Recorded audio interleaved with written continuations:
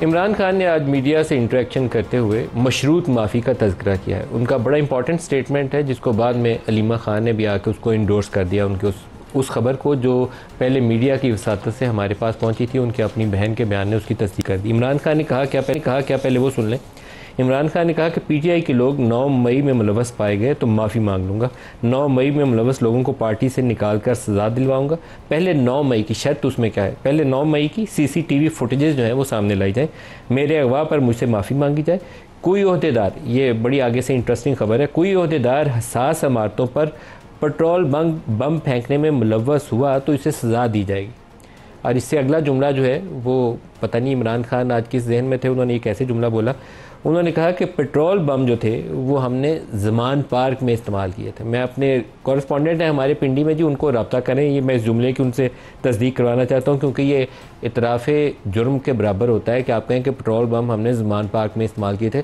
ज़मान park में police वालों के ऊपर और रेंजर्स के ऊपर पेट्रोल बम गिरे थे, उनकी गाड़ियों के ऊपर गिरे थे, आग लगी थी, तो क्या उसकी सज़ा नहीं मिलेगी? सज़ा सिर्फ उसके ऊपर मिलेगी जो कोर्ट कमांडर वाले गए या जीएचक्यू के गेट के ऊपर जो कुछ हुआ है उसके ऊपर मिलेगी। पेट्रोल बम बहरहाल एक इतराफ़ जुर्म है। अगर ऐसा ही जुमला है, अपने रिपोर्टर्स को लें, उससे हम पूछेंगे। हम मुल्क में इंतशार नहीं चाहते, मुल्क की खातिर बात करना चाहते हैं। अगर कोई तंजीमी ओहदेदार हसास इमारतों पर पेट्रोल बम फेंकने में मुलव्वस हुआ तो उसे सज़ा मिलेगी। पेट्रोल बम हमने सिर्फ ज़बान पार्क में इस्तेमाल किए थे।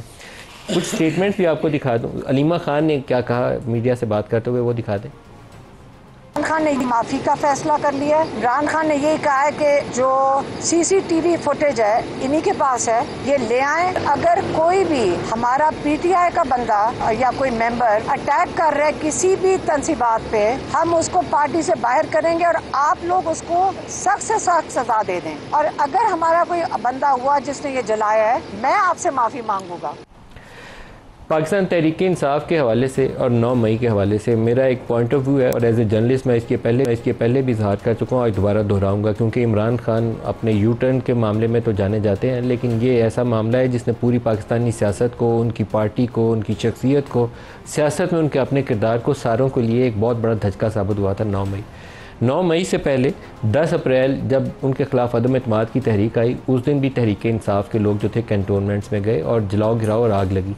जीएचक्यू के बाहर जनरल बाजवा का नाम लेकर गालियां निकाली जा रही थी। मैं वो फुटेजेस उस दिन नहीं चला सकता था, क्योंकि अगर चलाता तो मेरा चैनल ही बंद कर दिया जाता, लेकिन ये कैमरे के ऊपर रिकॉर्ड की हुई चीज़ें थी जो हमने उस दिन होल्ड बैक की। उसके बाद दूसरा मौका था 25 मई, जब पेशावर से इमरान खान इस्लामाबाद आए और यहाँ आंसू गैस उनके ऊपर इस्तेमाल हुई। उस दिन दोबारा कैंटोनमेंट्स में, पेशावर में भी और जीएचक्यू के बाहर भी उस दिन दोबारा मुजाहरा हुआ, दोबारा जलाओ घिराव हुआ। तीसरा मौका था 3 नवंबर, जिस दिन वज़ीराबाद में इमरान खान के ऊपर अटैक हुआ। उस दिन दोबारा जो बाज़ फ़ौजी इमारतें हैं या कैंटोनमेंट्स हैं, उस दिन वहाँ पे मुजाहरे भी हुए, जलाओ गिरा भी हुआ। और ये चौथा मौका था 9 मई। अब क्या 9 मई जो था ऑटोमेटिक था? मेरा नहीं ख्याल है ऑटोमेटिक था। 9 मई के एहतजाज की कॉल पाकिस्तान तहरीक इंसाफ ने ऑर्गेनाइज़ की थी। क्या जलाओ घिराओ उसमें शामिल था? इसके ऊपर मैं यकीन से नहीं कह सकता, क्योंकि 9 मई को एहतजाज, पुरअमन एहतजाज, इमरान खान अब ख़ुद भी उसकी तस्दीक कर रहे हैं। और क्या इसका एजेंडा क्या था? क्योंकि 200 जगहों पर फ़ौज की जो इमारतें हैं उसके ऊपर एहतजाज हुआ है, तो उसके पीछे क्या फैक्टर्स कार फरमा थे? 2 चीज़ें ऐसी हैं जिसका मेरे पास क्लियर आंसर नहीं है। क्या इसके अंदर सर्विंग और रिटायर्ड आर्मी के लोगों का रोल था? ये बहुत बड़ा सवाल है, जिसका मैं पहले भी एक दफ़ा सवाल उठाया था, लेकिन मुझे उसका पूरा जवाब नहीं मिला, सिवाय इसके कि फ़ौज ने 9 मई के वाक़यात के बाद कुछ अपने अफसरों को रिटायर किया, जिसमें 1 या 2 शायद जनरल रैंक के ऑफिसर्स भी शामिल हैं। शायद 15 टोटल ऑफिसर्स थे जिनको फ़ारिग किया गया, क्योंकि एक अटेम्प्ट की जाती है आर्मी चीफ़ को अपने ओहदे से हटाने के लिए 2 तरीक़ों से। एक तो होता है कि फ़ौज के अंदर से उकसाया जाए और उनके ख़िलाफ़ ऐसी बगावत पैदा कर दी जाए। वो बगावत है सीधी फ़ौज के अंदर, वो पाकिस्तानी आर्मी में मुमकिन नहीं है। बहुत ऑर्गेनाइज्ड और डिसिप्लिन स्ट्रक्चर है और एक आर्मी चीफ़ के हुक्म के नीचे पूरी फ़ौज चलती है। दूसरा तरीका होता है कि आप उसके लिए एक एम्बैरेसिंग सिचुएशन डेवलप करें, फ़ौज की इमारतें अटैक हो जाए, फ़ौज जवाबी गोली चलाए, और उस जवाबी गोली के अंदर, जैसे बांग्लादेश में हमने देखा 300 नौजवान जो थे, यंग लड़के, बिल्कुल वो नाहीद इस्लाम जो लीड कर रहे हैं उन बच्चों को, उसकी आप उम्र देखें तो आपको लगेगा नहीं कि इतना बड़ा कोई शख्स है कि पूरी एक हुकूमत उन्होंने किसी की गिरा दी है। तो डिक्टेटर जो 15 साल से काबिज थी, वो नौजवान बच्चों ने हुकूमत उसकी गिरा दी। फ़ौज ने उस दिन 9 मई को गोली नहीं चलाई, जो समझदारी का फ़ैसला था। लेकिन क्या फ़ौज को पता था कि ये कुछ होने वाला है, हमने गोली नहीं चलानी? मेरा ख्याल है कि वो एंटीसिपेट कर रहे थे। ये 9 मई को जो कुछ तहरीक इंसाफ ने एहतजाज करना है, जो कुछ वहाँ तक पहुँचना है, GHQ के गेट के ऊपर उन्हें रेजिस्टेंस नहीं मिली। कोर कमांडर हाउस के अंदर चले गए तो वहाँ पे कोर कमांडर साहब उनसे इंटरेक्ट कर रहे हैं, चकदरा किले के ऊपर चढ़ गए, बालासार किले के ऊपर चढ़ गए। तो ये सारी चीज़ें खुद से नहीं हुई हैं, इसके पीछे एक स्कीम ऑफ थिंग्स है जिसको हमें जब तक कोई इन्वेस्टिगेटिव रिपोर्ट बताए नहीं तब तक पता नहीं चलेगा। लेकिन इमरान खान ने आज उस मशरूत माफ़ी का जिक्र करके और ये कह के कि पेट्रोल बम हमने ज़मान पार्क में इस्तेमाल किए थे, एक नया चैप्टर हमारे पास खोल दिया है जिसकी मुनासिब तरीके से तहकीकात करके पूरी तफसील कौम के सामने रखनी चाहिए। रिटायर्ड और सर्विंग लोगों का उसमें क्या रोल था, PTI के अहदेदारों का उसमें क्या रोल था, जो लोग 200 इमारतों तक पहुँचे वो कैसे पहुँचे, और आगे से गार्ड्स ने उनको रोका क्यों नहीं, सारा कुछ गेट खुले हुए क्यों मिले? ये 3-4 सवालात हैं, इसका अगर जवाब मिले तो शायद हम असल जो फैक्टर्स हैं वहाँ तक पहुँचने में कामयाब हो जाए। हमारे नुमाइंदे यासिर हकीम जो खान जब गुफ्तगू कर रहे थे वहाँ मौजूद थे, पहले वो हमारे साथ है। यासिर, अस्सलाम वालेकुम। आप ये बताइए कि इमरान खान ने जब मशरूत माफ़ी का तज़किरा किया तो इमरान खान के अपने अल्फाज में आप बताइए कि उन्होंने क्या अल्फाज चुने और क्या जुमला बयान किया?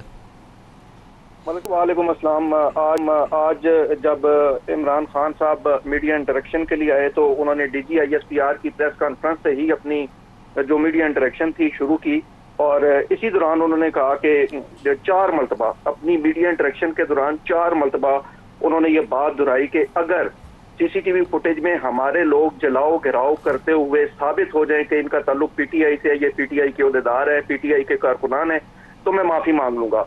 मैं माफ़ी मांगने के साथ अपने PTI के उस कारकुन या अहदेदार जो कोई भी होगा जिसका ताल्लुक PTI से होगा उसे अपनी जमात से निकालूंगा और आप उसे कड़ी से कड़ी सजा दें। ये बात उन्होंने की पहले 2 दफ़ा, जिसके बाद वो बात करने के बाद जब हमने उनसे सवाल जवाब करने शुरू किए तो वो चले गए।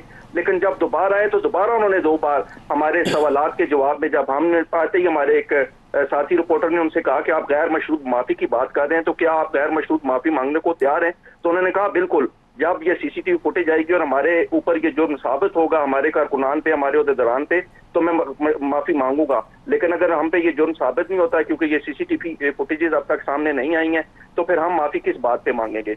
ये उनके अल्फाज थे और ये 4 दफ़ा उन्होंने अपने अल्फाज दोहराए, जिसमें उन्होंने कहा कि CCTV फुटेजेस में PTI के कारकुनान या PTI से तल्लक रखने वाला कोई भी शख्स साबित हो जाए कि वो जलाओ गिराओ में, हसास तनसीबात पर हमलों में मुलव्वस है, तो मैं माफ़ी मांगने को तैयार हूँ और मैं उसको अपनी पार्टी से निकालूंगा। अच्छा, मैं आपकी एक खबर पढ़ रहा हूँ जिसमें आपने कहा कि पेट्रोल बम का सवाल हुआ कि पेट्रोल बम, तो उन्होंने कहा कि पेट्रोल बम हसास बिल्डिंग्स पे तो इस्तेमाल नहीं हुए, वो हमने सिर्फ ज़मान पार्क में इस्तेमाल किए। एग्जैक्टली क्या इमरान के अल्फाज इस्तेमाल क्या किए उन्होंने, क्या जुमले थे?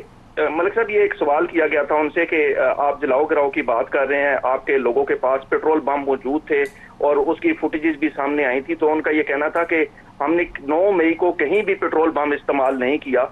पेट्रोल बम जो थे वो ज़मान पार्क में इस्तेमाल हुए। और पेट्रोल बम क्या होता है, पेट्रोल बम बनाने का फिर उन्होंने तरीका बता दिया कि ये तो एक आसान सी चीज़ है कि आप एक बोतल में पेट्रोल डालें और उसके ऊपर आग लगाएं किसी कपड़े को या रुई को लगा के, तो पेट्रोल बम बन जाता है। ये कौन सी इतनी बड़ी रॉकेट साइंस है?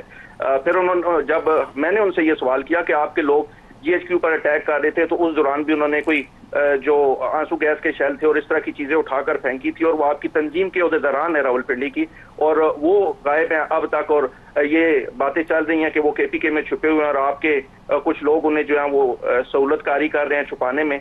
तो उनका कहना था कि मुझे इस हवाले से नहीं कि हमारा कोई बंदा इसमें शामिल था, लेकिन अगर हमारी तंजीम का कोई बंदा था जैसा आप बता रहे हैं, तो फौरी तौर पर उसको गिरफ्तार किया जाए, उसे कड़ी से कड़ी सजा दिलवाई जाए। मैं ऐसे हमने आज तक कभी भी कोई तशद्दुद जलाओ गिराओ की बात नहीं की, और ना हमने अपने किसी या सर एक ब्रीफली एक छोटा सा आप शायद आपके अगर आप इसके ऊपर राय दे सकें, इमरान खान का ये मशरूत माफ़ी का जो आज तज़किरा है कि मैं माफ़ी मांग लूँगा अगर साबित हो जाए, ये कोई थोड़ा सा पोजीशन में चेंज है। बाद में अलीमा खान ने भी इसको इंडोर्स किया आके, क्या कोई इसकी वजह है, कोई उनसे कुछ लोग मिले आके, कोई पार्टी मीटिंग हुई है, कोई नया थॉट प्रोसेस है, कैसे उन्होंने ये बयान दिया?